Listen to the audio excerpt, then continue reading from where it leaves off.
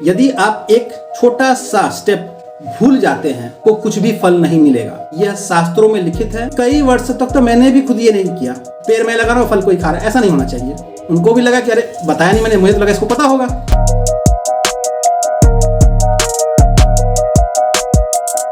नमस्कार, आपने बिल्कुल सही पढ़ा है। यदि आप एक छोटा सा स्टेप, एक छोटी सी प्रक्रिया भूल जाते हैं तो आपने जितना भी पूजा, हवन, यज्ञ जो कुछ भी किया है, यह सब में से आपको कुछ भी फल नहीं मिलेगा।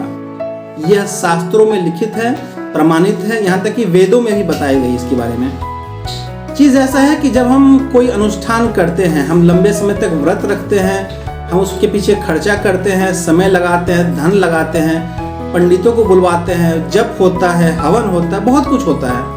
लेकिन कैसा लगे यदि ये सब करने के बाद हमें कुछ भी ना मिले, बहुत बुरी बात है। तो ऐसा शास्त्रों में लिखा गया है कि ये सचमुच किसी और को मिल सकता है यदि आपने एक छोटा सा काम नहीं किया तो ये छोटा सा काम क्या है?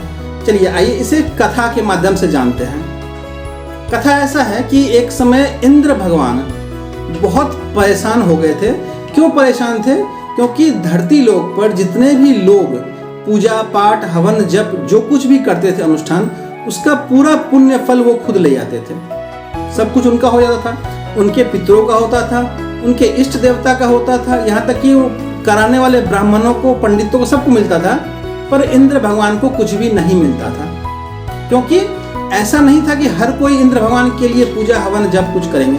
क्योंकि ऐसा होता है जब आप कोई पूजा अनुष्ठान करते हैं तो जिसके निमित्त वो करते हैं उसका फल उन्हें मिलता है और बदले में वो आपको कुछ फल देते हैं। ये एक गिव एंड टेक प्रोसेस है।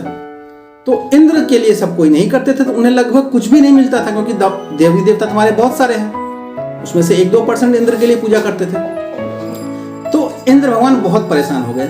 फिर वो कहाँ गए? वो गए विष्णु भगवान के पास। विष्णु भगवान को जाके बोले कि सब कुछ जो है वो बगल से चला जा रहा, मुझे कुछ भी नहीं मिल रहा है, तो आप इसमें कुछ कीजिए भगवान, क्योंकि इसके बिना मेरा नहीं चलने वाला है। मैं इंद्र हूँ, मैं सबका कल्याण करता हूँ, मैं मौसम को अच्छा रखता हूँ, सब कुछ ठीक करता हूँ, मेरे लिए क्या?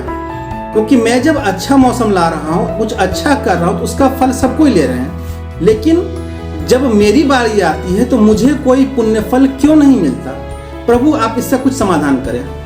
इस पर विष्णु भगवान ने कहा, ठीक है, जो वो करते हैं उसमें से हम कुछ भी तुम्हें नहीं दे सकते, लेकिन यदि कोई एक छोटी सी, एक गलती है छोटी सी, यदि कोई भी व्यक्ति उस गलती को कर ले तो उसका पूजा जो होगा वो पूर्ण नहीं रहेगा और उसमें जितना भी फल होगा वो सब तुम्हारा।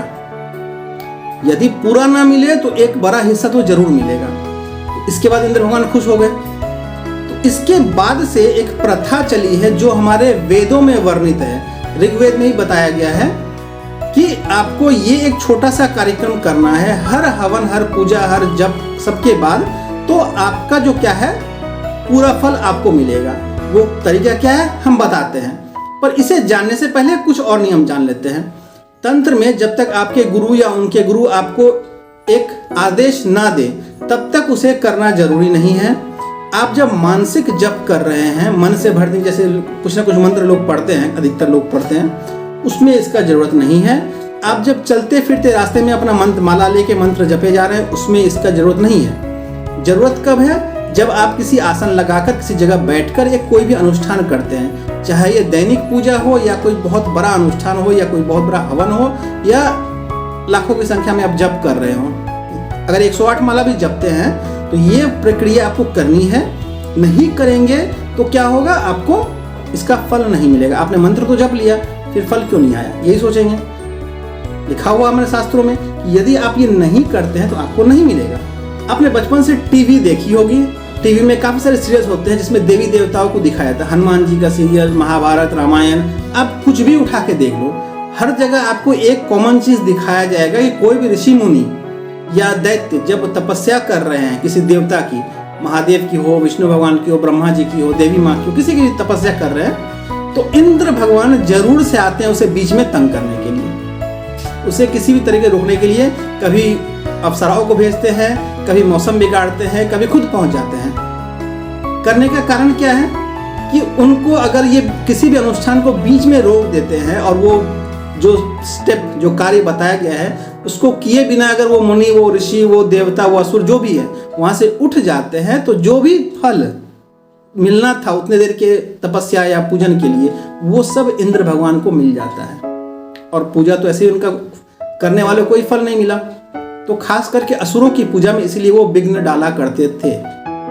अब आते हैं इसका एग्जाम्पल कहाँ है। अगर आप देवी भागवत पुराण नाम सबको ही सुना है, हमारे मुख्य पुराणों में एक है देवी भागवत पुराण।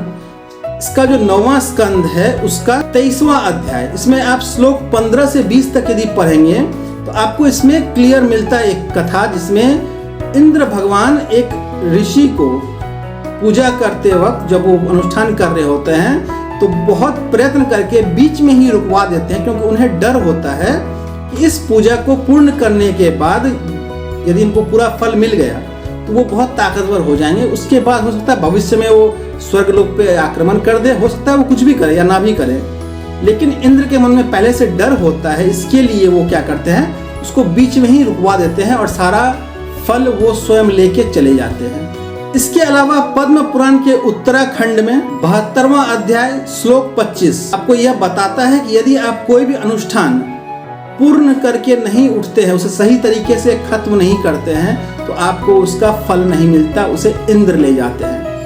ऋग्वेद में इंद्र देवता जो है उन्हें सक्राय कह के बुलाया गया है। तो यह चीज हमेशा याद रखना है कि इनका ये नाम जो है यहाँ पे जो भी हम मेंशन करेंगे उसमें सक्राय बताना है।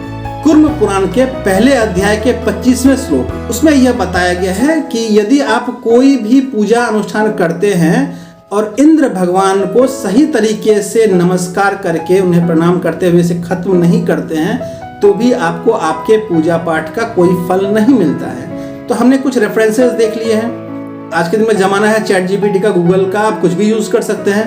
टाइप कीजिए श्लोक नंबर, अध्याय नंबर और मांगिए कौन सा श्लोक है, मिल जाएगा संस्कृत में, इसे आप ट्रांसलेट करवा लीजिए। फिर आपको मिल जाएगा रेफरेंस क्या है, क्योंकि कुछ भी अगर हम कहते हैं तो हमें रेफरेंस के साथ बताना होता ताकि आपको भी लगे कि ऑथेंटिकेटेड चीज बता रहे हैं, तो ऐसे ही नहीं बताया जा रहा है। तो चलिए यहाँ तक तो हमने जान लिया कि इसकी कथा क्या है, कहाँ पे रेफरेंस मिलता है। तो आगे चलते हैं। फिर तो करना क्या है, किसी भी पूजा अनुष्ठान हवन जहाँ पे आप संपूर्ण आहुति दे रहे हैं, आप विसर्जन कर रहे हैं, खत्म कर रहे हैं पूजा को। जब आपका पूजा खत्म होने वाला है, पहला नियम तो ये है कि करते वक्त पूजा के बीच में से कभी आसन छोड़ के नहीं उठना चाहिए, ये तो बिल्कुल भी नहीं करना। लेकिन जब आप सब कुछ नियम से कर रहे हैं, जब पूजा पाठ खत्म हो रहा है और जब अब पूजा समाप्त करने की बात है, तो करना क्या है, कैसे करना है, इंद्र भगवान को कैसे पूजा करना है। अलग से तो अब मूर्ति लगानी नहीं है, अलग से कोई भी सिस्टम नहीं करना, जो है वो है। आपको अपने अर्घ्य में थोड़ा सा जल लेना है, या किसी भी चीज में जल ले से थोड़ा सा, और अपने आसन को नीचे से थोड़ा सा उठाते हुए आसन नीचे जल छोड़ना है। छोड़ दिया आपने, छोड़कर उसे जल में उस उंगली लगा के, अपनी उंगली को लगा के, बीच वाली या उंगली आप लगाओ, कोई भी एक उंगली लगाओ, लगा के उसे अपने सिर पे लगाओ 3 बार। और क्या कहना है, ओम सक्राय नमः। मतलब आपने इंद्र भगवान को इसको प्रणाम करते हुए उनको भी बताया कि हाँ हमने अपना पूजा कंप्लीट कर लिया। ये जो मंत्र है ओम सक्राय नमः, यदि आप सक्राय याद ना आए, ऐसा कभी मौका हो सकता है कि आपने बैठ के 2 घंटे 4 घंटे पूजा का पाठ कर लिया, बगल में फोन है नहीं, कोई बताने वाला है नहीं, अब आप उठ गए तो आपका पूजा गया। तो ऐसे केसेस में यदि आपको ये कथा याद रहे और सक्राय शब्द ना याद रहे तो आप कम से कम ओम इंद्राय नमः कह के भी इस काम को चला सकते हैं। तो 3 बार लगा लेना, सिर पे लगा लेना है, कहना है ओम इंद्राय नमः, और यदि याद रहे तो ओम सक्राय नमः। बस इसे 3 बार कहेंगे और फिर उसके बाद उठ जाएंगे। बस इतना सा करने से आपको पूरा का पूरा फल मिल सकता है। मिल सकता मतलब पूरा का पूरा मिलना है आपको। आपने जो भी किया है, सही हो गलत हो जैसा भी हो, आपको पूरा फल मिल गया। लेकिन अगर आप ये छोटा सा एक स्टेप भूल जाते हैं, मान लीजिए आपने सुबह बैठा एक अनुष्ठान में और शाम तक बैठ के हवन जप माला कुछ भी आप कर रहे हैं, आप मान लीजिए 1.25 लाख माला जप लिए, और जपने के बाद जब आप उठते हैं वहां से धरती से, ऐसे उठ के चल दिए और आपने ये स्टेप नहीं किया, आपको उसमें से एक जप का भी फल नहीं मिलेगा।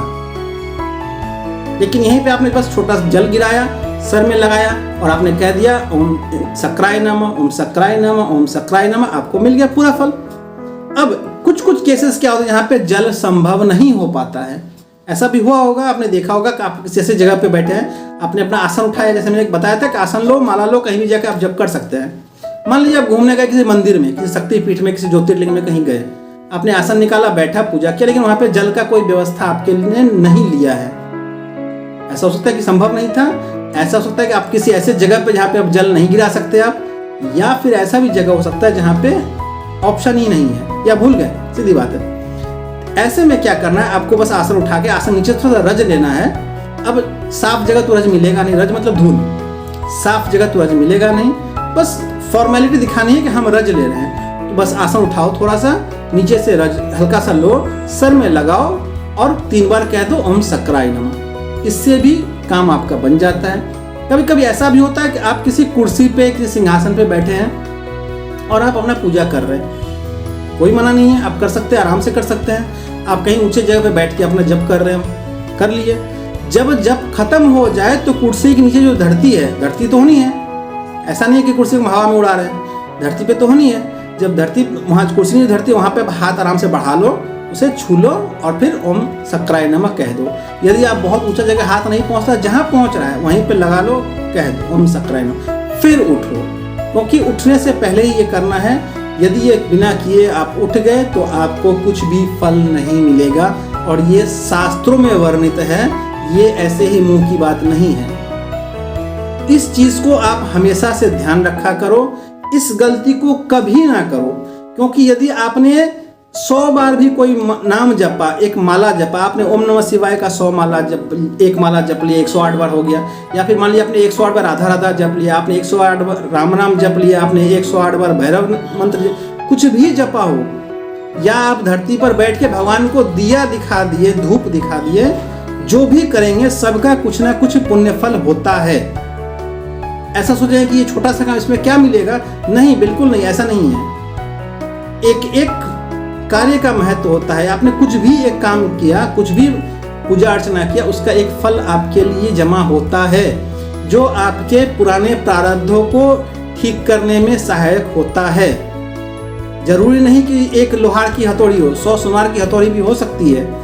धीरे धीरे छोटा छोटा स्टेप भी आप करके कर सकते हैं, लेकिन जरूरी ये है कि आपके कंटेनर में लीकेज ना हो, मतलब आपका जो भी जम रहा है वो आपके पास हो। ऐसा नहीं कि आपने किया फिर आप हटे और सारा चीज चला गया, फिर आपने जमा किया फिर चला गया।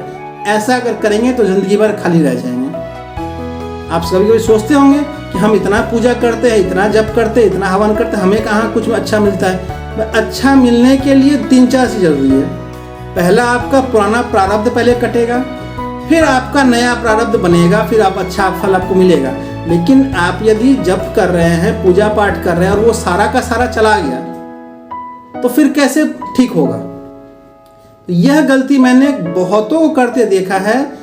बड़े बड़े जो लोग गुरु के सानिध्य में होते हैं, तो अधिकतर को गुरु बता देते हैं कि ये चीज करो, पर जिनके गुरु नहीं होते, जैसे लोग पूछते ना कि गुरु मंत्र लेना क्या जरूरी है, गुरु दीक्षा लेना जरूरी है। जरूरी बिल्कुल नहीं है, लेकिन बिना ये दीक्षा के आपको सिखाएगा कौन। और यदि आपको ये चीज पता ना हो तो फिर गलती करते रहेंगे, जिंदगी भर पूजा करेंगे, मिलेगा कुछ नहीं, लास्ट में तंग आके छोड़ देंगे। छोड़ के क्या मिलेगा, और बिगड़ जाएगी बात, क्योंकि उसमें तो कुछ सेकंड के लिए प्रारब्ध पुण्य आपके पास रह रहा है, अब तो वो भी नहीं मिल रहा है। तो सीधी चीज है, आपको पूजा पाठ हवन जप जो भी करना है करो। सबके अंत में यह जो छोटा सा मैंने विधि बताया है, इसको जरूर से कर लो।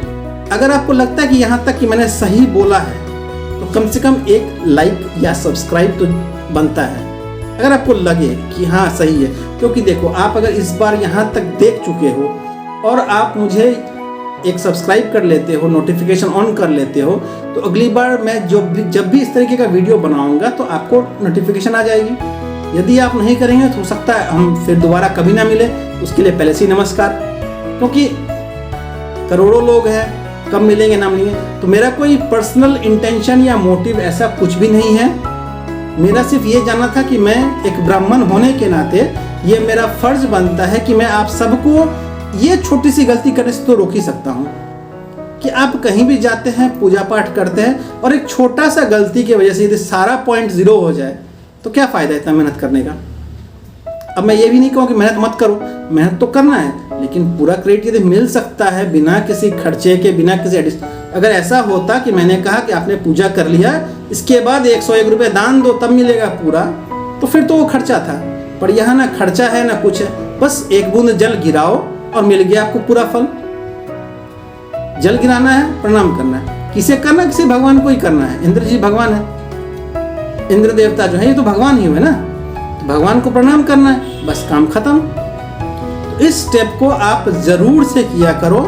अगली बार मैं कुछ ऐसा ही एक और स्टेप आपके ढूंढ के लाता हूँ जो छोटी छोटी गलतियों, जिन छोटी गलतियों को हम करने से यदि आप माने लाइफ खराब कर रहे हैं और जिन गलतियों से बचकर हम अपने आप को बेहतर कर सकते हैं, इन चीज़ों को मैं आपके लिए लाऊंगा।